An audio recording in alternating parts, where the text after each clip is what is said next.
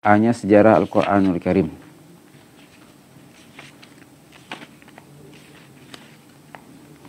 Ahbati fillah rahimani wa rahimakumullah. Di sini beliau hafizahullah ta'ala mengatakan Al-Quranul Karim adalah kalamullah yang diturunkan kepada Nabi kita Muhammad sallallahu alaihi wasallam.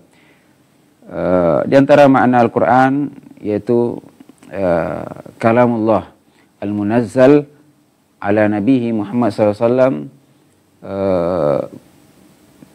muta'abbad bitilawatihi, di firman Allah yang diturunkan kepada Nabi sallallahu alaihi wasallam melalui perantara malaikat Jibril alaihi salam, dan beribadah kita membacanya.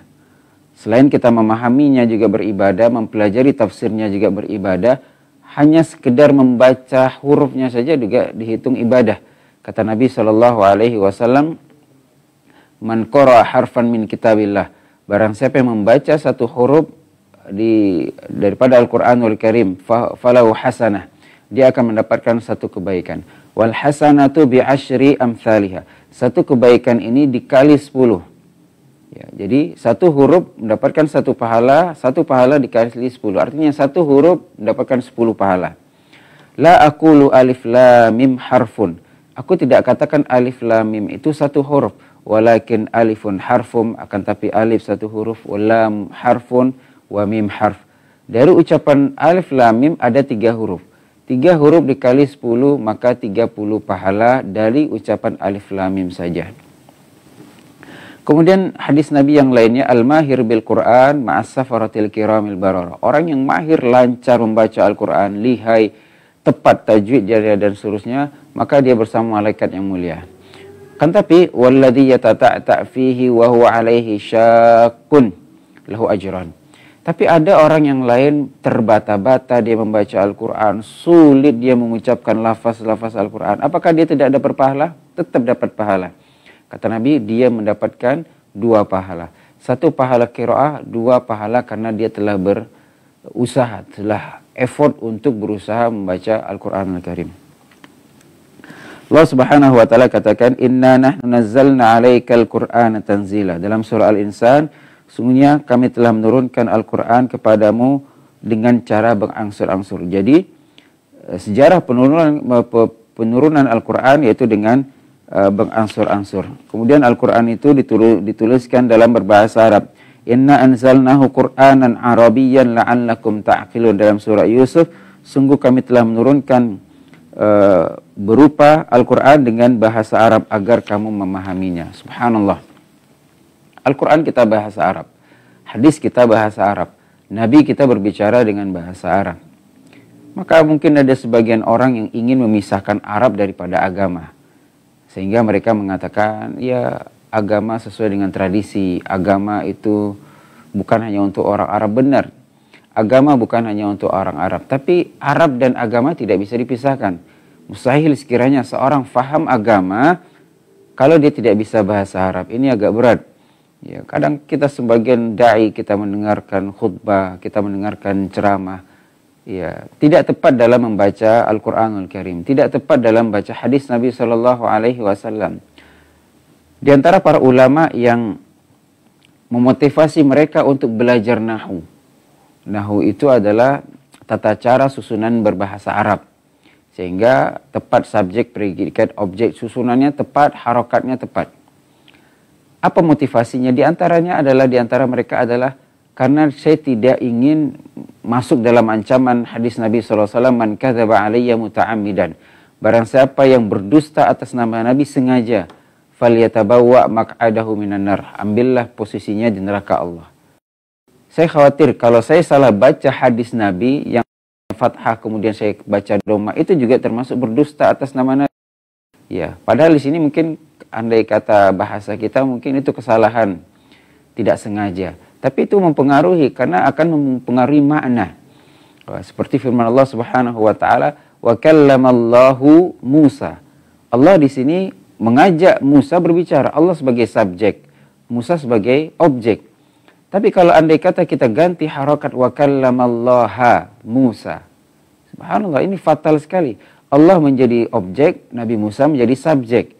Padahal di sini Allah yang wa kallamahu rabbu, Allah yang mengajak Nabi Musa alaihi salam untuk berbicara. Sehingga Nabi Musa mulaqab bi kalimillah, mendapatkan laqab, predikat, gelar, dia itu orang yang Allah ajak berbicara. Tapi kalau Musa berbicara Nabi kepada Allah itu biasa, kita pun juga mengajak Allah berbicara dalam sholat kita, dalam doa kita. Tapi yang istimewa adalah Allah mengajak berbicara kita, fastami' lima yuha. Dengarkanlah apa yang diwahyukan kepadamu. Kemudian ihbatifillah rahimani wa rahimakumullah. Di sini muallif hafizahullah taala menyebutkan di antara nama-nama Al-Qur'anul Karim. Pertama Al-Kitab. Ya, jadi dzalikal kitabul la raiba fi. Al-Qur'an juga disebut Al-Kitab. Ya, mungkin sebagian kita melihat seperti Bible itu juga disebut Alkitab. Dan orang-orang muslim itu juga ahlul kitab ya. Yahudi dan Nasrani ahlul kitab, juga kita ahlul kitab. Dalam artian kita juga punya kitab as-samawiyah. Ya, kitab yang diturunkan kepada kita, kitab dari Allah Subhanahu wa taala. Ada Taurat diturunkan kepada Nabi Musa, ada Zabur diturunkan kepada Nabi Daud. Ada Injil turunkan kepada Nabi Isa, wa atainahul Injil. Kemudian ada suhuf yang diturunkan kepada Nabi, inna hadza la fis suhufil ula suhufi Ibrahim wa Musa, kepada Nabi Musa dan Ibrahim. Kemudian Al-Qur'anul Karim. Ini kitab-kitab yang Allah Subhanahu wa taala berikan kepada para rasul, dan tidak menutup kemungkinan ada lagi kitab-kitab yang lain yang Allah berikan kepada Rasul ya, karena di antara pembeda Nabi dan Rasul adalah diberikan kitab. Dan Rasul diutus kepada kaum yang musyrik yang berdakwah, adapun Nabi yang melanjutkan dakwah Rasul sebelumnya. Nah, kemudian Az-Zikra ya, di antara nama Al-Qur'an adalah Zikra, inna nahnu nazzalna dzikra wa inna lahu lahafizun. Kemudian Al-Qaul ya, kemudian Al-Kalam, kemudian At-Tanzil, kemudian Al-Furqan, Ar-Ruh, Al-Balagh, Al-Basair, Al-Bayan, An-Nur, Al-Huda. Di sini muallif hafizallahu taala menyebutkan ada 12 Al-Qur'anul Karim. Kemudian ada lagi nama atau sebutan lain daripada Al-Qur'an, itu Hudan, Mau'izah, Mubin, Mubarak, Aziz, Majid, dan yang lainnya. Kemudian ihbati fillah rahimani wa rahimakumullah. Kapan diturunkannya Al-Qur'an? Pembahasan berikutnya nuzulul Qur'an. Allah Subhanahu wa taala katakan syahrul ramadan alladzi unzila fihi al-Qur'an hudan linnas wa bayyinatin minal huda wal furqan. Bulan Ramadan adalah bulan unzil, diturunkan pada bulan Ramadan itu Al-Qur'anul Karim sebagai hudan linnas wa bayyinat minal huda wal furqan, penjelas dan menjadi pembeda. Kemudian ihbati fillah rahimani wa rahimakumullah, di sini Nabi sallallahu alaihi wasallam mengatakan unzilat suhuf Ibrahim awwala lailatin min Ramadan. Diturunkan suhuf Ibrahim itu pada malam pertama bulan Ramadan. Wa unzilatit Tauratu li sittin madin min Ramadan. Adapun Taurat yang diturunkan kepada Nabi Musa alaihissalam diturunkan pada hari 7 atau malam 6. Wa unzilal Injil li 13 lailatan khalat min Ramadan. Adapun Injil diturunkan pada malam 13. Kemudian wa unzilaz Zabur li 18 khalat min Ramadan. Zabur di 18, wa unzilal Qur'an li 24 khalat min Ramadan, di 24 Ramadan. Nah, semua kitab-kitab samawiyah ini diturunkan pada malam Ramadan. Apakah sudah ada bulan di zaman-zaman dahulu? Bulan itu ada. Inna iddatash syuhur indallahi 12 syahra. Bulan di sisi Allah itu 12 bulan, dan itu sudah ada di zaman-zaman Nabi terdahulu. Ya. Hanya saja yang menjadi masalah adalah tahun. Ya. Tahun yang mungkin Masehi atau sebelum Masehi itu pakai sebelum Masehi. Kemudian di zaman kita, zaman Nabi Muhammad SAW, setelah beliau wafat, barulah Abu Bakar atau Umar berijtihad untuk membuat penanggalan sendiri. Maka dihitunglah tahun Masehi, tahun Islam itu dihitung daripada Hijriyah. Hijriyah itu dihitung daripada hijrah Nabi SAW, yaitu tahun ke-13 daripada kenabian. Karena Nabi 13 tahun di Mekah berdakwah, kemudian 10 tahun di Madinah. Maka itu di tahun 13 di usia Nabi SAW, 53 tahun, disitulah baru penanggalan Hijriah. Adapun bulan itu sudah ada di zaman dahulu. Kemudian rahmati fillah rahimani wa rahmakumullah. Tahapan turunnya Al-Quran sebagaimana jelaskan adalah Al-Quran Al-Karim diturunkan jumlatan wahidan min lauhil mahfud ila sama'id dunya. Ya, dari lauhil mahfud kemudian turun ke langit dunia. Jumlatan wahidan, satu fase, langsung 30 juz. Kemudian dari langit dunia turun kepada Nabi sallallahu alaihi wasallam mufarraqan, secara bertahap berdasarkan situasi dan kondisi. Maka wahyu yang pertama kali turun yaitu surat Al-Alaq 1-5. Allah Subhanahu wa taala katakan, Iqra bismi rabbikal ladzi khalaqal insana min 'alaq, Iqra wa rabbukal akram alladzi 'allama bil qalam 'allamal insan ma lam ya'lam. Maka dengan turunnya firman Allah ini, maka Nabi SAW resmi dilantik menjadi Nabi. Kemudian turun wahyu yang kedua dalam surat Mudaththir. Ya ayyuhal mudaththir, kum fa'anzir, wa rabbaka fakabbir, wa thiyabaka fatahhir, wa rujza fahjur, wa la tamnun tastakthir, wa li rabbika fasbir. Ketika ayat ini turun, maka Nabi SAW resmi dilantik menjadi seorang Rasul. Dan kita lihat surat Al-Alaq 1-5 belum selesai. Kemudian turun firman berikutnya yang ada inzar, yang ada perintah untuk Nabi SAW berangkat untuk berdakwah. Artinya Nabi dilantik menjadi Rasul. Pun juga tidak selesai ini surat. Maka ini maksud ya Al-Quran itu diturunkan mufarraqan. Laula nuzila hadzal Quran jumlatan wahidah. Kenapa mereka komplain? Kenapa mereka Al-Quran itu tidak diturunkan satu fase 30 juz? Allah jawab, kadzalika linutsabbita bihi fuadak. Begitulah agar Allah kokohkan hatimu. Warattalnahu tartila. Andai kata langsung 30 juz mungkin agak sulit untuk kita menghafal. Tapi kalau berdasarkan situasi dan kondisi, ditambah ini juga sebagai penguat jawaban kita kalau kita berada di kondisi tersebut, ini jawabannya. Kemudian ihbati fillah rahimani wa rahimakumullah. Bagaimana dengan malam 17 Ramadan? Apakah itu malam nuzul Quran? Allah Ta'ala alam, memang ada sebagian Al-Quran turun kepada Nabi SAW 17 Ramadan. Kita katakan malam Lailatul Qadar adalah malam diturunkan Al-Quran dari Lauhil Mahfuz ila Baitul Izz fi sama'id dunya. Itu jumlatan wahidan. Ini yang disepakati bahwasanya turunnya jumlah wahidah dan itu bulan Ramadan dan itu malam Lailatul Qadar. Adapun turunnya kepada Nabi SAW, kapan turunnya surat Al-Alaq ini, terjadi silang pendapat di antara para ulama. Sebagian mengatakan 17, sebagian mengatakan 21 dan yang lainnya, dan termasuk yang mengatakan 21 yaitu ahli sejarah Syekh Safiur Rahman Mubarak Furi mengatakan malam 21. Karena bersesuai dengan dalil yaitu malam Lailatul Qadar atau malam ganjil di 10 terakhir. Kemudian juga beliau mendeteksi kapan turunnya Al-Quran itu, yaitu di hari Senin. Ketika dicek hari Senin di tahun itu adanya di tanggal 7, tanggal 21 dan seterusnya, maka kemungkinannya itu di tanggal 21 karena bersesuaian dengan dalil-dalil yang ada. Adapun malam 17 juga ada sebagian ulama mengatakan demikian. Ala kulli hal, yang menjadi patokan di sini bukan kapan turunnya Al-Quran. Yang menjadi patokan adalah apa yang kita lakukan, apa muamalah kita dengan Al-Quran. Andai kata kita ingin merayakan nuzul Quran, silakan. Contoh Nabi SAW bagaimana beliau merayakan nuzul Quran. Beliau merayakan nuzul Quran dengan membaca Al-Quran, dengan mudarasah Al-Quran.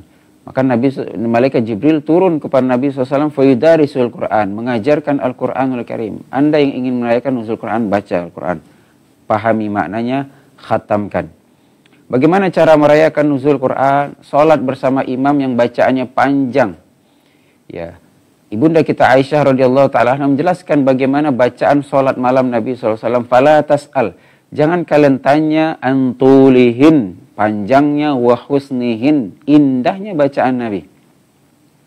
Sebagian kita mungkin karena bacaannya panjang, maka matnya diperpendek. Bacaannya pun dipercepat, tidak dengar kita apa yang dibaca. Tidak paham kita, yang jelas cepat selesai. Ini kurang tepat, ini tidak merayakan nuzul Quran artinya. Bahkan Nabi SAW tidaklah berjumpa dengan ayat-ayat rahmat kecuali beliau minta rahmat. Berbicara tentang surga, Allahumma inni as'alukal jannah. Berhenti di sana. Ketika berjumpa ayat-ayat azab, Allahumma inni a'udzubika minan nar, minal adzabil qabr. Ya, itu orang yang memang memahami substansi daripada turunnya Al-Quranul Karim. Anda ingin merayakan, lakukan seperti Nabi SAW. Sahabat Hudzaifah atau yang lainnya pernah ikut sholat malam bersama Nabi SAW. Nabi membaca surah Al-Baqarah.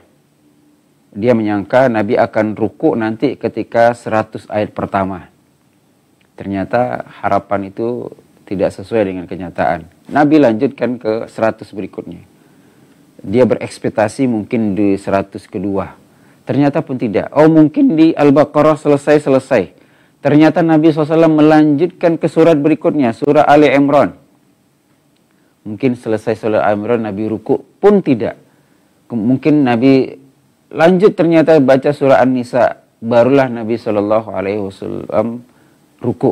Kurang lebih 4 atau 5 juz. Ya, dalam satu rakaat. Nah, begitu. Cara Anda yang ingin merayakan nuzul Quran, praktekkan hadis Nabi di atas. Ya, praktekkan. Ya, bagaimana Nabi para sahabat merayakan nuzul Quran dengan cara membaca Al-Quran, dengan cara mudzakarah Al-Quran, dengan cara membaca Al-Quran tersebut dalam salat malam. Dalam surah Al-Muzammil, Allah Subhanahu wa taala katakan, "Faqra'u ma tayassara minal Quran." Ini sepakat para ulama mengatakan ini berbicara tentang salat malam. Salat malam, perpanjanglah bacaan kalian. Buktikan kalau kalian itu memang cinta Al-Quranul Karim. Bukan hanya sekedar kita bikin seremonial, kemudian kita ya isi dengan sebagian kaum muslimin ya diisi dengan nyanyi-nyanyi, walaupun itu dalam artian selawat, tapi kalau andai kata diiring dengan musik, tidak layak kiranya kita putar itu di masjid-masjid, andai kata kita memang kita mencintai Al-Quran Al-Karim. Ya, karena musik dengan Al-Quran itu tidak akan bisa bersatu. Mustahil orang yang suka musik, dia juga suka Al-Quran. Akan dominan salah satunya, akan dominan. Karena Al-Quran ini bersih, suci, dia tidak akan bisa bercampur dengan sesuatu yang kotor. Ketika ada orang yang hafidz Al-Quran dan dia juga suka musik, maka hafalannya pun akan hilang. Maka lihat diri kita, bagaimana kesucian hati kita dilihat daripada kadar bacaan kita Al-Quran Al-Karim. Kemudian cara di sini mu'allif hafizahullah taala menjelaskan cara turunnya wahyu kepada Nabi SAW. Ada 6 cara. Pertama, melalui mimpi. Ya, jadi mimpi para nabi itu syariat. Mimpi para nabi itu agama. Berbeda dengan sebagian kaum muslimin, kita dengar cerita-cerita. Ya, sebagian oknum habaib, sebagian oknum gus kiai, sebagian oknum ustadz bercerita tentang mimpi. Berjumpa dengan Nabi SAW, diajarkan syariat ini. Tidak ada lagi syariat, sudah jelas, sudah tertuangkan di dalam kitab-kitab. Tidak ada lagi syariat yang disampaikan terlambat melalui mimpi, itu tidak ada lagi. Ya, mungkin sebagian mereka berpandangan, bagaimana Nabi Ibrahim alaihissalam, beliau bermimpi menyembelih anaknya dan beliau lakukan. Jawabannya mudah, beliau Nabi. Maka mimpi seorang Nabi itu adalah wahyu. Maka apa kata Nabi Ibrahim alaihissalam kepada putranya, ya abati inni ara fil manam anni athbahuka fanzur madza tara. Apa jawaban putra yang sangat saleh ini, anak yang sangat berbakti ini, Nabi Ismail? Qala ya abati fa'al ma tu'mar. Wahai ayahku, lakukan apa yang tu'mar. Apa makna tu'mar itu? Lakukanlah apa yang diperintahkan kepadamu. Artinya tidak mungkin seorang ayah yang sehat pikirannya menyembelih, membunuh anak kandungnya. Tidak mungkin, itu mustahil.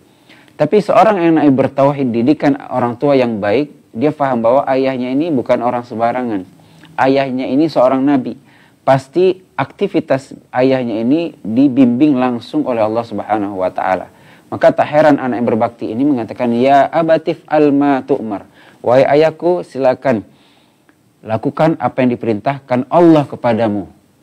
Satajiduni insyaallah minas sabirin. Engkau akan dapati aku putramu sebagai orang yang sabar. Karena aku berbakti kepada orang tua dalam melaksanakan perintah kepada Allah. Kemudian dihembuskan oleh malaikat Jibril dalam hati Rasulullah SAW. Ini juga metode turunnya wahyu. Ketika malaikat Jibril menjelma sebagai seorang laki-laki yang menyampaikan wahyu kepada Nabi SAW. Ya, seperti kisah dalam hadis Gua Hira di Jabal Nur, ya beliau sebagai bentuk manusia, kemudian baru berubah bentuk menjadi malaikat, ya, yang mana malaikat Jibril adalah sayyidil malaikah, penghulunya para malaikat, yang mana Rasulullah mengatakan lahu sittu mi'a janah, memiliki 100 sayap.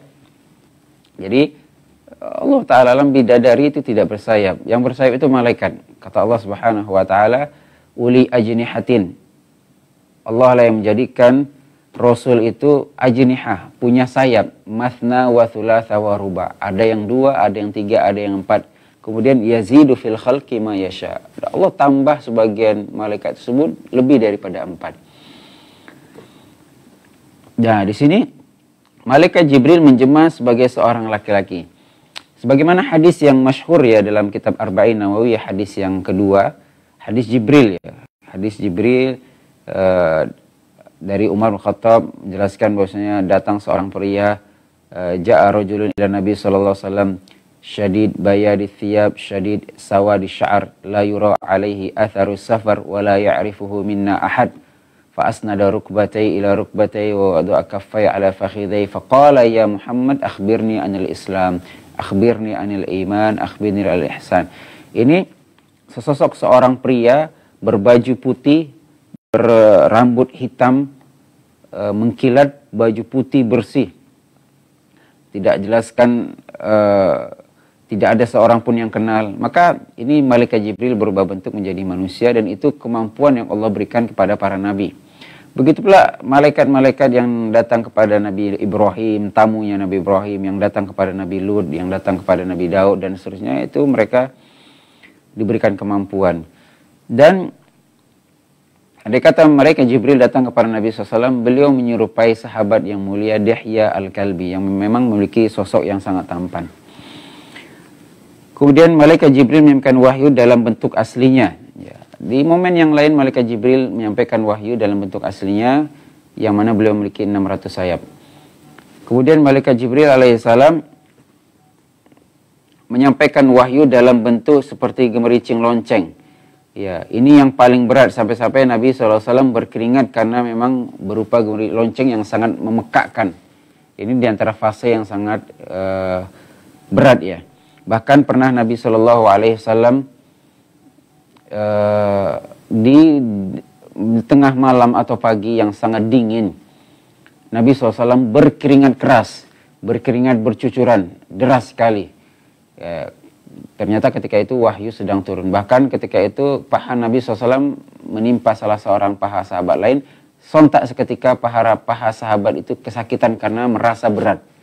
Ya, begitu wahyu yang memang Allah Subhanahu wa Ta'ala katakan, inna sanulki alaika qawlan thaqila. Wahai Muhammad sallallahu alaihi wasallam, kami akan berikan kepada engkau qawlan, perkataan. Ini perkataan sini Al-Qur'an Al-Karim, thaqila, yang sangat berat. Apa makna berat di sini? Memang berat dalam membacanya. Memang berat karena dibutuhkan makharijul huruf yang sangat tepat. Apalagi kita orang Indonesia yang tidak terbiasa dengan beberapa huruf Arab. Maka dibutuhkan kita belajar tahsin, bisa, bukan berarti tidak bisa. Kemudian berat dalam artian menghafalnya. Menghafalnya juga berat. Ya, kita hafal pangkal hilang ujungnya, kita hafal ujung hilang pangkalnya. Karena Nabi SAW, Al-Quran ini memang sangat cepat hilangnya. Bahkan lebih parah lagi dibandingkan hewan yang kita ikat, yang kita lepaskan ikatannya. Akan lari. Hewan yang sudah kita buru, kita tangkap, tapi ternyata kita tidak ikat. Lari dia. Kemudian Pengamalan Al-Quran itu sangat berat. Ya, makanya Nabi SAW kata ibunda kita Aisyah adalah kana khuluquhul Quran. Akhlak Nabi itu Al-Quran. Apa maksudnya? Tidak adalah perintah dalam Al-Quran kecuali Nabi adalah manusia pertama dan paling sempurna mengamalkan. Tidak ada larangan dalam Al-Quran kecuali Nabi manusia pertama yang meninggalkan dan paling sempurna dalam meninggalkan larangan tersebut. Ya, kemudian mendakwahkan Al-Quran juga sangat sulit. Ya. Makanya Nabi SAW menjadikan khairiyah seseorang itu ketika belajar dan mengajarkan Al-Quran. Khairukum man ta'allama Al-Quran wa 'allamahu. Tapi semua ini bisa kita lakukan, kuncinya satu. Setelah taufik dari Allah, keinginan dalam hati. Allah Subhanahu wa taala mengulang dalam beberapa tempat, kata Allah Subhanahu wa taala, "Walaqad yassarnal Qur'ana lidzikri." Sungguh, percayalah, kami telah mudahkan Al-Quran itu lidzikri, untuk dibaca, untuk diingat, untuk dihafal, untuk diamalkan. Kuncinya satu. Fahal min muddakir. Adakah orang yang serius mengambilnya? Apakah Anda termasuk orang-orang yang memang benar ingin mengamalkan Al-Quran? Kalau ingin, Allah permudah jalan kita. Kemudian, ya, dan makna berat berikutnya adalah berat dalam turunnya wahyu. Ya. Turunnya wahyu, Nabi SAW berjumpa dengan sesosok makhluk yang seperti itu, Nabi lari. Turun kepada ibunda kita Khadijah radhiyallahu ta'ala anha, ketakutan. Seraya mengatakan, zammiluni, zammiluni, selimuti aku, selimuti aku. Ya, orang kalau ketakutan, dia akan berlindung di bawah selimut. Ya. Ketakutan Nabi SAW. Barulah kemudian di bawah selimut tersebut turun firman Allah berikutnya, ya ayyuhal muddatsir, wahai orang yang berselimut, bangunlah, dan seterusnya. Kemudian di antara wahyu yang berikutnya adalah Allah Subhanahu wa taala berbicara kepada Nabi sallallahu alaihi wasallam di balik tabir, ya. Ketika peristiwa Isra dan Mi'raj, ya. Allah Subhanahu wa taala perintahkan Nabi sallallahu alaihi wasallam untuk melaksanakan salat 50 kali salat.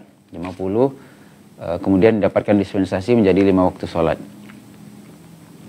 Kemudian ahbati fillah rahimani wa rahimakumullah. Ya, ayat yang pertama turun yaitu surah Al-Alaq. Kemudian ayat yang terakhir turun, ya, ada beberapa pendapat, ya. Ada sebagian mengatakan surah An-Nisa ayat 176, ada yang mengatakan surah Al-Baqarah ayat 278 tentang riba. Ya, ada yang mengatakan 281, ada yang mengatakan 282, ya, ada yang mengatakan ayat 93 tentang membunuh mukmin dengan sengaja. Ada pendapat yang paling kuat, yaitu pendapat jumhur ulama adalah pendapat yang adalah 4 pendapat yang pertama, yaitu pendapat surah An-Nisa, surah Al-Baqarah 278, 281 dan 282. Ini diantara khilaf-khilaf yang ada tentang kapan Al-Quran diturunkan. Surat yang pertama dan surat yang terakhir diturunkan. Kemudian rahmati fillah rahimakumullah, ada di sini mu'allif rahimahullah hafizahullah taala menyebutkan qiraat, ya, diturunkan Al-Quran itu dalam 7 ahruf, dalam 7 qiraat, ya. Hikmahnya adalah, ini sebagian kita mendengar imam membaca sabbihisma rabbikal a'li wadduha dan yang lainnya, itu termasuk khazanah dalam ilmu-ilmu qiraat. Apa hikmahnya Al-Quran diturunkan dalam beberapa dialek? Pertama, memudahkan bacaan dan hafalan bagi bangsa ummi yang tidak bisa baca tulis, yang setiap kabilah punya dialek masing-masing. Ada sebagian tempat itu memang dialeknya itu berbeda dengan kalangan lain. Ketika kita dipaksakan dia untuk membaca dengan dialek yang lain, itu agak berbeda, agak sulit. Ditambah mereka tidak bisa baca tulis, tidak bisa membaca, tidak bisa menulis. Mereka hanya mendengar saja. Dan sulit sekiranya mereka menghafal sesuatu yang memang tidak terbiasa mereka dengar, hanya dari pendengaran saja. Kemudian bukti kemujizatan Al-Quran bagi naluri atau watak dasar kebangsaan Arab, yang mana seluruh orang Arab pada khususnya ditantang untuk membuat satu surat saja seperti Al-Quran. Ternyata seluruh orang tidak mampu. Jadi tantangan ini umum. Allah Subhanahu wa taala tahadda al-Arab untuk an ya'tu bi mithli hadzal Quran. Satu ayat saja. Allah tantang siapa yang bisa membuat seperti Al-Quran. Allah tantang siapa yang bisa membuat satu surat sajalah Bahkan Allah katakan siapa yang bisa mendatangkan satu ayat saja bisa. Tantangan ini berlaku untuk semua kalangan Arab yang dengan sekian banyak suku bangsa dialek yang ada. Ternyata semuanya satu pun tidak ada yang bisa menyanggupi. Ya. Kemudian di antara hikmah kenapa Al-Quran diturunkan dalam beberapa dialek, perbedaan bentuk lafaz pada sebagian huruf dan kata-kata memberi peluang menyimpulkan hukum yang berbeda-beda. Para fuqaha dalam menyimpulkan hukum ijtihad dan berhujjah dengan qiraat yang bagi ketujuh huruf ini. Alhamdulillah, dengan ada qiraat yang berbeda itu menambah khazanah, menambah makna yang sangat luar biasa. Bisa maknanya ini, bisa makna ini. Maka mencakuplah, bisa disimpulkan beberapa hukum fikih.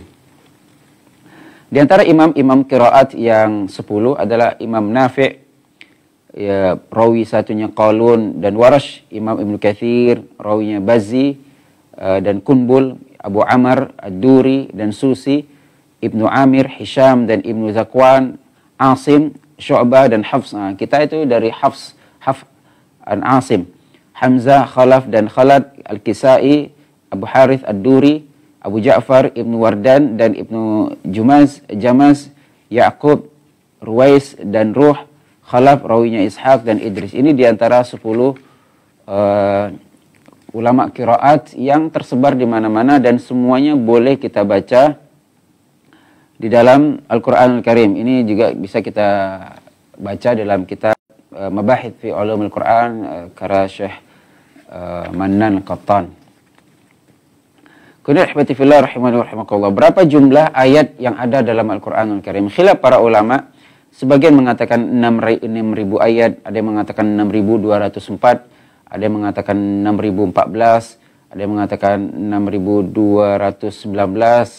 Ya, ala kulli hal Al-Quran Al-Karim ayatnya lebih daripada 6.000. Kemudian bagaimana tertib penyusunan Al-Quran Al-Karim? Kita sudah ketahui bahwa Al-Quran turunkan 13 tahun di Mekah, 10 tahun di kota Madinah. Dan turunnya ayat ini berdasarkan situasi dan kondisi. Bagaimana Al-Quran yang sampai kepada kita sekarang terstruktur. Dari Al-Fatihah sampai An-Nas. Dan ahibati fillah rahmani wa rahimakumullah, Zaid bin Thabit menjelaskan, sewaktu kami bersama Nabi SAW mengumpulkan Al-Quran, ya, beliau SAW memerintahkan para sahabat untuk mencatat. Di antara Zaid bin Thabit, ketika turun wahyu, Nabi panggil para sahabat. Karena Nabi SAW memang tidak bisa baca tulis. Ya, sebagian orang mengatakan, saya tidak terima Nabi dikatakan tidak bisa baca tulis. Ummi. Karena ummi itu artinya bukan tidak bisa baca tulis, tapi ummi itu artinya keibu-ibuan. Ini penafsiran yang tidak ada satupun ulama yang mengatakan demikian. Ummi di sini memang tidak bisa baca tulis. Di sanalah mukjizat Nabi SAW. Beliau tidak bisa baca tulis, tapi beliau mengungkapkan kata-kata yang bisa mengalahkan orang yang bisa baca tulis. Orang Arab terkenal dengan syair. Jadi para nabi itu diutus kepada kaum dan diberikan mukjizat apa yang sedang viral di tempat itu. Di zaman Nabi Musa sedang viral masalah sihir. Allah berikan mukjizat dan itu bukan sihir. Sehingga tukang sihir pun angkat tangan, mengakui kehebatan Nabi Musa alaihissalam, mereka pun beriman. Ketika Nabi Isa alaihissalam yang sedang viral, yang sedang tren ketika itu adalah kedokteran, menyembuhkan orang sakit. Allah berikan mukjizat Nabi Isa alaihissalam bisa menyembuhkan orang yang buta, bisa menghidupkan orang yang sudah meninggal dan seterusnya. Adapun yang sedang viral di zaman Nabi SAW adalah syair Arab. Ya, kebanggaan mereka, bahkan mereka rela bayar mahal tukang syair. Ya, saking hebatnya bahasa Arab semua. Kedatanglah Al-Quran itu mu'jiz yang mengalahkan sekian bahasa yang ada dan tidak ada satupun yang bisa menyerupai Al-Quran Al-Karim. Di sanalah hikmah hebatnya Nabi SAW. Andai kata Nabi SAW bisa baca tulis, mungkin akan mudah dituduh. Wajarlah dia itu bisa baca tulis, sehingga dia bisa saja nulis Al-Quran itu dengan tangannya sendiri. Ternyata tidak. Nah, maka Nabi panggil Zaid bin Thabit dan Katibul Wahyi yang lainnya, catat ini ayat turun di surat ini. Ini ayat turun di surat ini. Ini ayat turun di surat ini. Nabi SAW yang telah menyusunnya bersama para sahabat tersebut. Kemudian dikumpulkan dalam beberapa lembaran-lembaran mushaf Al-Quran. Adapun menamakan Al-Quran Karim, lembaran surat-surat, terjadi khilaf para ulama. Imam Tabari mengatakan, di suar Al-Quran asma'un sammaha biha Rasulullah sallallahu alaihi wasallam. Dalam Jami' al-Bayan fi Ta'wil Quran, Imam Tabari mengatakan, semua surat Al-Quran Karim yang memberi namanya adalah Nabi sallallahu alaihi wasallam. Sebagian yang lain mengatakan, ya, penamaan Al-Quran Karim, ada sebagian yang mengatakan itu daripada para sahabat. Ya. Adapun yang masalahnya, maka yang lebih nampak bahwa penamaan surat-surat tersebut datangnya dari para sahabat. Ala kulli hal, di sini terjadi perbedaan pendapat. Di yang lain bahwasanya seluruh nama Al-Quran itu tauqif dan tidak ada kita berijtihad di dalamnya. Kemudian rahmati fillah rahmani rahimakumullah. Ya, pembahasan berikutnya, ini belum selesai pembahasan, kita coba bahas yaitu keutamaan membaca Al-Quran Karim.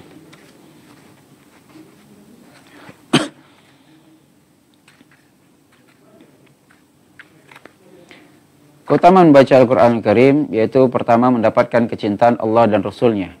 Kedua menjadi orang yang terbaik. Ketiga ditinggikan derajatnya. Keempat hidup indah dengan keharuman. Kelima malaikat senang mendengar bacaan Al-Quran. Kelima malaikat senang. Keenam sunnah mendengarkan bacaan dari orang lain. Ya, ini solusi ya bagi kita yang sedang mager, ya, tidak ingin sedang capek letih kita baca Quran, maka kita bisa duduk bersama orang yang sedang baca Quran. Ini boleh. Bahkan Nabi SAW mendengarkan bacaan Abu Musa al-Ash'ari, sahabat Nabi yang memiliki suara yang sangat indah. Nabi berhenti ketika Abu Musa al-Ash'ari sedang melantunkan ayat suci Al-Quran dan beliau tidak mengetahui bahwasanya ada Nabi di sana. Kemudian Nabi SAW memberikan pujian. Laqad habbarta laqad utita mizmaran min mazamir ali Daud. Sungguh wahai Abu Musa, engkau telah diberikan suara yang sangat indah sebagaimana suara yang diberikan kepada Nabi Daud. Dan Nabi Daud itu dikenal memiliki suara yang sangat indah. Maka pujian tersebut ditimpali oleh Abu Musa al-Ash'ari. Beliau mengatakan, andai saja aku mengetahui bahwasanya engkau mendengarkan bacaanku, la habbartu laka tahbir, pasti aku akan perindah lagi ya Rasulullah. Jadi ini bacaan sendiri. Ya, kadang kita begitu ya, kalau bacaan sendiri itu kadang santai, biasa. Tapi kalau ketika di depan forum, itu tentu kita hiasi, agak diperbedakan. Dan Abu Musa mengatakan, aku bisa lebih indah daripada ini. Masya Allah, bacaan sendiri saja sudah dipuji Nabi, apalagi bacaan yang lebih indah daripada itu. Maka kita boleh mendengarkan bacaan Al-Quran dari orang lain, atau kita dengarkan murattal. Kemudian berikutnya mendapatkan pahala yang berlipat ganda, lebih berharga daripada onta merah, dikumpulkan bersama para malaikat. 10 menjadi ahlullah, keluarganya Allah. 11 memberi syafaat bagi pembacanya. Orang yang baca Al-Quran akan mendapatkan syafaat. Inna saum wal Quran yashfa'an li sahibihi yaumal qiyamah. Yaqulul Quran, ya Rabb, mana'tuhun nauma fil lail fasyaffi'ni fi. Kelak puasa dan Al-Quran memberikan syafaat. Al-Quran akan berkata, ya Allah, wahai Rabb, karena aku fulan ini tidak tidur malam, karena aku fulan ini senantiasa begadang murajaah, maka izinkan aku ya Rabb untuk memberikan syafaat kepada dia. Kemudian meninggikan derajat seorang muslim, ya, kata Nabi SAW, kelak yuqali sahibil Quran iqra' wartaqi warattil kama kunta turattil fid dunya fa inna manzilataka inda akhir ayatin taqra'ha. Kelak nanti kita akan diperintahkan baca dan naiklah, karena levelmu nanti di akhir ayat engkau baca. Di mana engkau berhenti membaca, disitulah levelmu. Kemudian menjadi sumber ketenangan. Ya. Wa nunazzilu minal Qur'ani ma huwa shifa. Allah Subhanahu wa taala turunkan Al-Qur'an sebagai syifa, penyembuh bagi hati kita, penyembuh bagi jiwa kita. Kemudian Al-Qur'an adalah perisai ahlul iman. Berhak, kemudian yang berikutnya berhak menjadi imam. Yang berhak menjadi imam tentu orang ahli Al-Quran. Dia kata di suatu kaum itu ada anak kecil dan ada orang dewasa. Mana yang lebih diyuqaddam alal imamah? Tentu yang aqra'uhum li kitabillah, kata Nabi. Ya ummul qaum aqra'uhum li kitabillah. Yang paling banyak hafalan, yang paling bagus suaranya, yang paling indah, yang paling paham tafsirnya. Kalau sekiranya mereka sama, a'lamu bisunnah, yang paling level Qur'annya sama 30 juz. Level berikutnya adalah yang paling paham hadis Nabi SAW. Kalau sekiranya sama, siapa berikutnya? Siapa yang paling pertama hijrah di tempat itu? Ya, penduduk setempat lah. Kemudian barulah setelah itu baru yang paling tua umurnya. Kemudian meninggikan derajat orang tua, subhanallah. Ya, ini bukti kita menjadi anak yang berbakti kepada orang tua, terlebih orang tua yang kita sudah meninggal, maka kita perbanyak membaca Al-Quran. Ya, karena setiap bacaan kita akan mengalir otomatis kepada orang tua kita, dan kelak kita juga akan diangkat derajatnya ketika kita memiliki anak-anak yang menjadi ahli Al-Quran. Yang 17, Al-Quran dan hasad yang diperbolehkan. Ya, ghibtah, kita boleh hasad kepada orang yang diberikan Al-Quran kepadanya, yang sibuk baca Al-Quran, kita iri kepada orang seperti itu. Iri dalam artian kita juga ingin. Sama juga kita melihat orang kaya yang berinfak, yang bersedekah, yang luar biasa, kita juga iri dengan orang seperti itu, kan kita berharap juga mendapatkan keutamaan yang sama. Al-Quran Karim dapat menenangkan hati. Kemudian, hibati fillah rahimakumullah, di sini beliau menjelaskan beberapa keutamaan surat-surat yang ada dalam Al-Quran, dan di sini beliau jelaskan bagaimana meraih urgensi mentadabburi Al-Quran, urgensi mempelajari Al-Quran, urgensi membaca Al-Quran, urgensi mendakwahkan Al-Quran, urgensi menghafal Al-Quran. Dan ini subhanallah buku yang sangat luar biasa, yang semoga Allah berikan keberkahan kepada beliau, Allah berikan kesehatan kepada Ustadz kita, Ustadz Ali Ahmad bin Omar, dalam karyanya ini. Semoga bisa kita amalkan dan ya kita bisa dakwahkan sehingga ini menjadi amal jariah bagi kita semua. Hadza wa sallallahu ala nabiyina Muhammadin wa ala alihi wa sahbihi ajma'in. Barakallahu fikum. Silakan jika ada pertanyaan.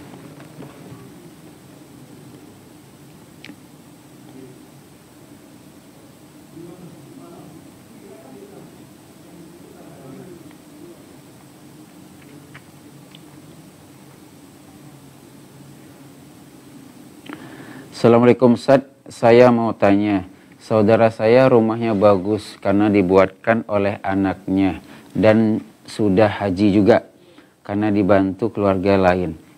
Saudara saya sudah uzur, tidak bisa kerja dan tidak ada penghasilan. Sekarang anaknya yang dulu ngurus orang tua tidak kerja, jadi penghalang. Apakah saudara bisa diberi zakat mal? Ya, Allah Ta'ala alam. Barakallahu fiik kepada saudara yang bertanya tentang hukum memberikan zakat mal kepada keluarga boleh atau tidak. Allah Ta'ala alam. Andai kata keluarga tersebut menjadi tanggung jawab kita, maka tidak boleh. Seperti istri, seperti anak, maka itu bukan tanggung jawab kita. Dan juga orang tua. Andai kata orang tua kita itu mampu, maka itu termasuk tanggung jawab kita, maka tidak boleh kita memberikan zakat kepada mereka. Tapi kalau orang tersebut tidak menjadi tanggung jawab kita, maka boleh kita memberikan zakat. Dan Allah Ta'ala alam, saudara bukan tanggung jawab kita, sepupu dan seterusnya, keponakan dan seterusnya itu bukan tanggung jawab kita, kecuali yang sudah ditinggal orang tuanya, maka itu anak yatim menjadi tanggung jawab oleh pamannya. Maka andai kata kaidahnya begitu saja, kalau orang tersebut tidak tanggung jawab kita, maka tidak boleh kita berikan zakat mal. Kemudian hibati fillah rahimakumullah, ya, tapi kalau sekiranya itu menjadi tanggung jawab, ya kita berikan sedekah dan infak. Allah Ta'ala alam. Kalau saudara, saya memandang itu diperbolehkan. Assalamualaikum Ustaz, apakah ada qiraat adanya qiraat akan mengubah arti dan maknanya? Bisa saja iya. Ya, bisa saja merubah maknanya. Dan ini diantara khazanah ilmu qiraat. Saya belum bisa memberikan contoh. Tapi itu kalau qiraat kita maknanya seperti ini, qiraat yang lain maknanya berbeda. Bisa saja maknanya lebih umum, bisa saja maknanya lebih sempit. Dan ini tentu akan lebih menguatkan dalam kita mengambil istinbat hukum. Ya, kita katakan apakah merubah maknanya? Bisa saja iya, bisa saja tidak ya. Tapi kalau itu pun berubah, itu akan menambah khazanah dan menambah tafsir.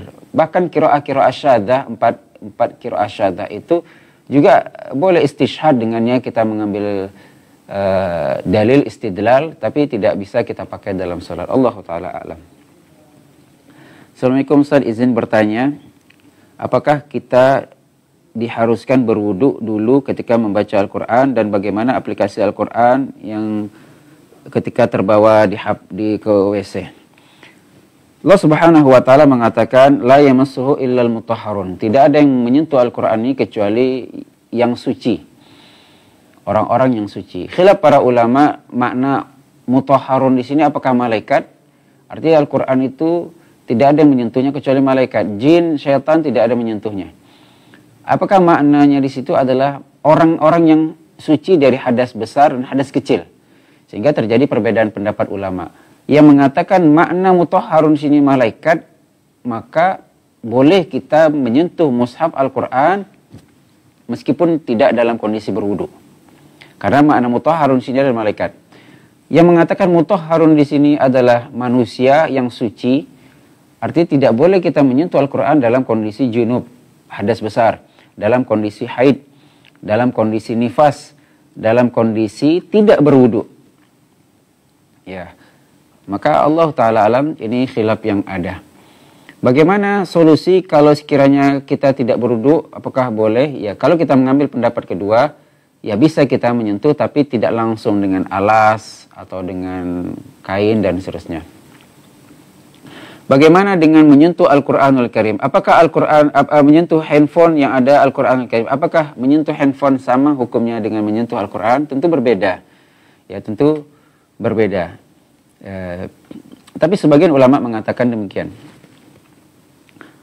Andai kata layarnya, touchscreen-nya itu memang bisa bergerak, kita menyentuh lembaran mushafnya bisa berubah halaman, maka itu masuk kategori menyentuh Al-Quran.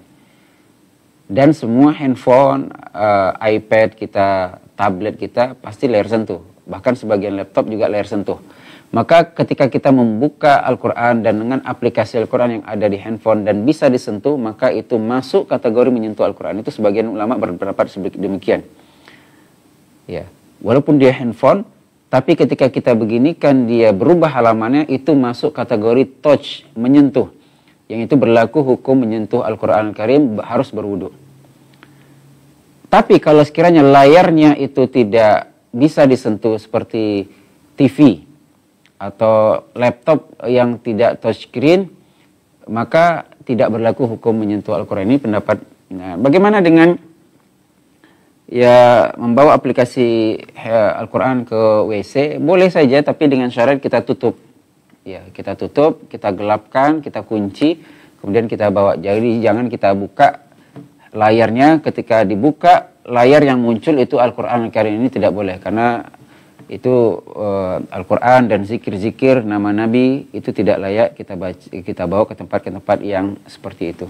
Semoga Allah berikan taufik kepada kita untuk senantiasa membaca Al-Quran, senantiasa merutinkan membaca Al-Quran semampu kita. Kita khatamkan, kemudian kita baca maknanya, kita pelajari tafsirnya, kita dengarkan penjelasan para ulama, dan pelan-pelan kita amalkan serta kita dakwahkan. Hadithu anni walau ayat, sampaikan meskipun hanya satu ayat dari Nabi SAW, Al-Quranul Karim yang kita hafal, atau hadis Nabi SAW yang kita hafal. Semoga Ramadan kali ini lebih baik daripada Ramadan berikutnya. Semoga Allah jadikan kita yang utaqa minan nar, Allah jadikan kita termasuk orang-orang yang muttaqin, dan Allah jadikan kita termasuk orang-orang yang beruntung kelak setelah Ramadan ini berakhir. Cukup sekian yang bisa disampaikan, lebih dan kurang mohon maaf. Assalamualaikum warahmatullahi wabarakatuh.